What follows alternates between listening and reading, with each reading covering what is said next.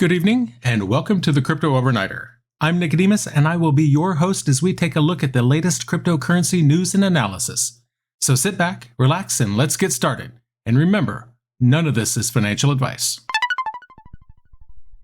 And it's 10 p.m. Pacific on a Sunday, May 28th, 2023.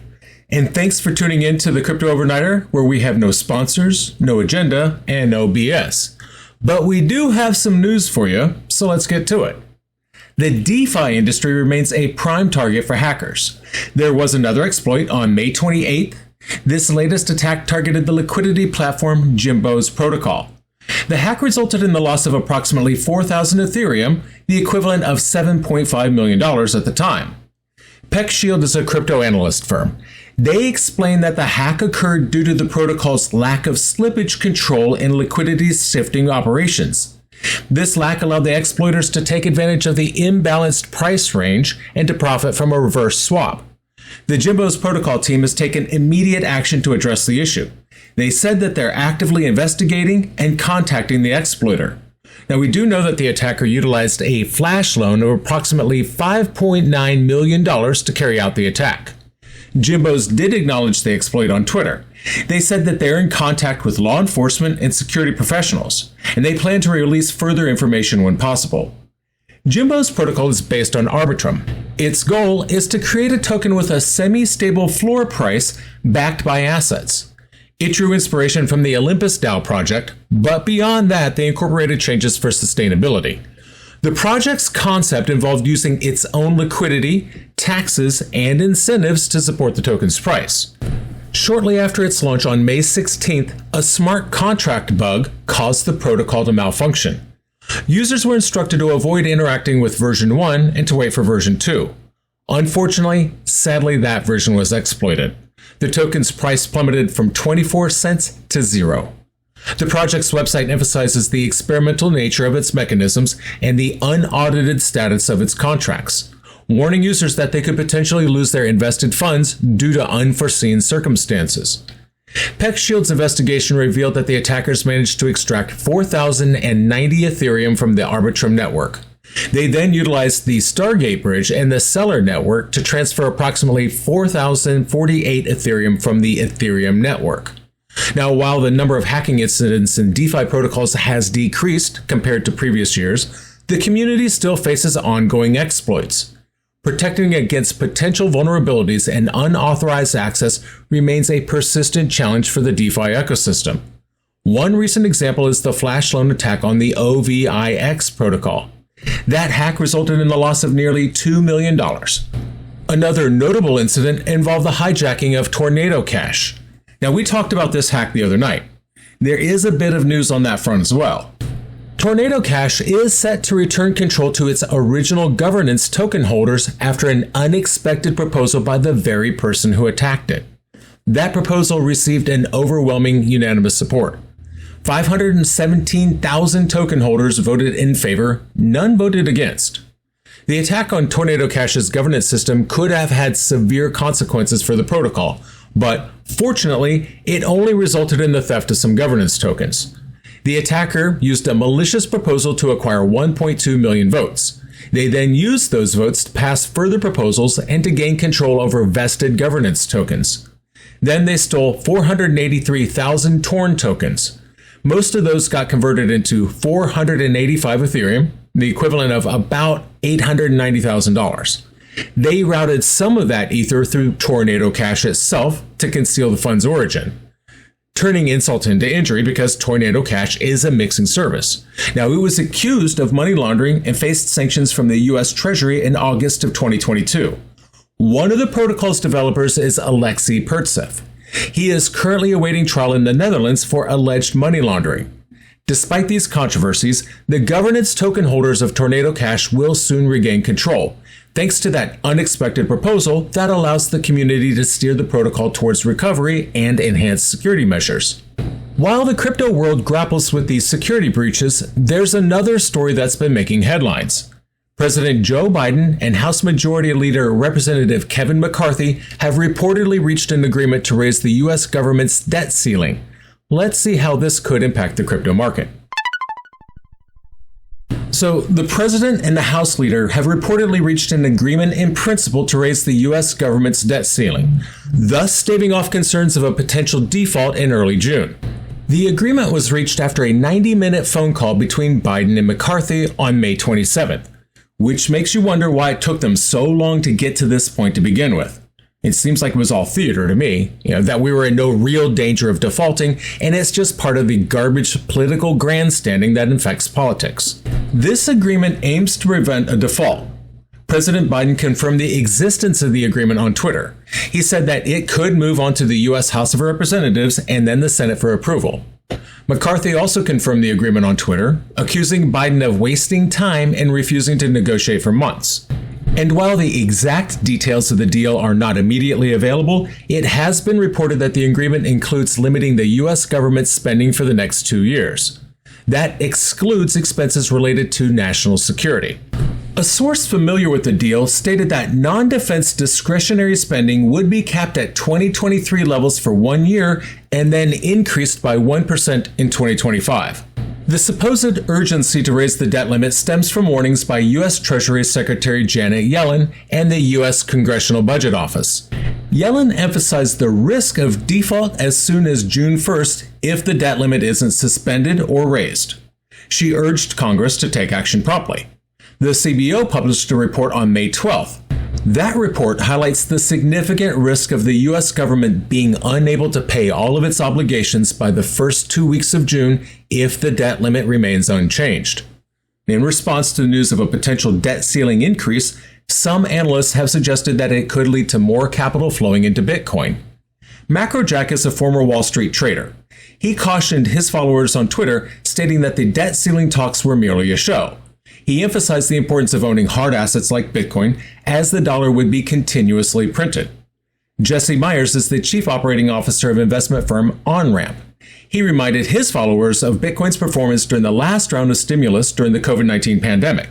He suggests that history may repeat itself if the debt ceiling is raised and the Federal Reserve resists printing more money.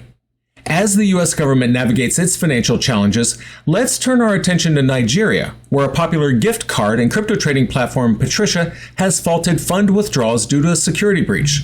Here's what we know so far. Nigerian gift card and crypto trading platform Patricia has been hacked, which seems to be going around these days. Patricia took immediate action to protect its users. In response, the platform temporarily halted fund withdrawals as a precautionary measure. They disclosed the security breach compromised its Bitcoin assets as well as its fiat assets. However, they assured users that other cryptocurrencies and customer funds remain unaffected. Nevertheless, customers are unable to withdraw their funds from the platform due to internal restructuring. Although Patricia did not disclose the exact amount of the assets compromised, it stated that law enforcement had identified one individual involved in the breach as part of a syndicated group. The company intends to collaborate with law enforcement to recover the assets. Since the suspension of withdrawals, users have expressed their concerns on Twitter.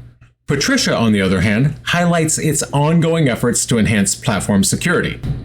Sources suggest that identifying the specific individual within the group was made possible through the compromised fiat assets, with most of those assets traced back to that person. To strengthen security, Patricia engaged a security firm to conduct an audit. Once Patricia Personal receives the clearance to resume operations, customers will be able to withdraw their funds. In a related incident, Flutterwave, a Nigerian fintech company, was reportedly exploited for approximately $6.3 million back in February. In response to the attack, the Central Bank of Nigeria began flagging bank accounts to apprehend the criminals. It's important to note that the central bank does not consider cryptocurrencies as legal tender. In February of 2021, the CBN prohibited commercial banks in Nigeria from engaging in cryptocurrency transactions. This decision was aimed to safeguard citizens from illicit crypto activities in the black market. The CBN said that the financial system and the banking sector should not be involved in cryptocurrency trading. While Patricia works to enhance its platform security, let's shift our focus to Japan, where crypto exchange Binance is making something of a comeback after a 5-year absence. Binance is returning to the Japanese market after a 5-year absence. The company is establishing a new subsidiary that will be fully regulated in Japan. This decision follows Binance's acquisition of Secure Exchange Bitcoin in November of 2022. As part of that acquisition deal, Secure will stop its current services by May 31st. From there, they will rebrand as Binance Japan in the near future. Users in Japan who currently use Binance's global platform will need to register with this new entity. The migration process will begin on August 1st, 2023, and it will involve a new identity verification procedure to comply with local requirements. Any remaining funds on the Secure Exchange will be automatically converted to Japanese yen and then transferred to the user's bank accounts starting in June. Binance's strategy for expanding its global presence has been to acquire locally regulated entities. Now, this does make navigating the evolving regulatory landscape somewhat easier. Similar moves were made in Singapore in 2021, Malaysia in 2022, and most recently in Thailand. In Japan, Binance ceased operations in 2018 after failing to obtain an independent license from local regulators. So you see how they get around that.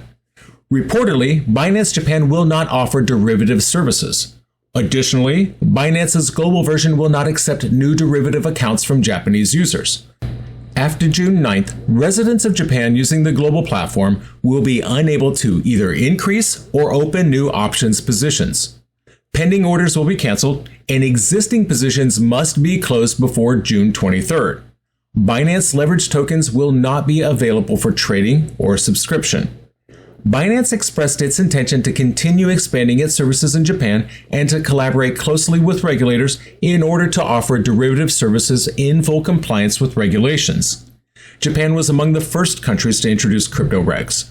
This may have proved beneficial in the quick recovery of funds at FTX Japan. Those local regulations require crypto exchanges to segregate client funds from other assets.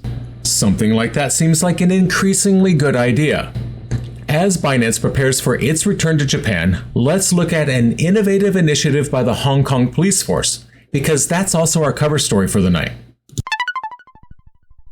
The cybersecurity unit of the Hong Kong police force introduced Cyber Defender, a new platform in the metaverse, although it sounds more like a 90s afternoon cartoon show, but that's what they called it.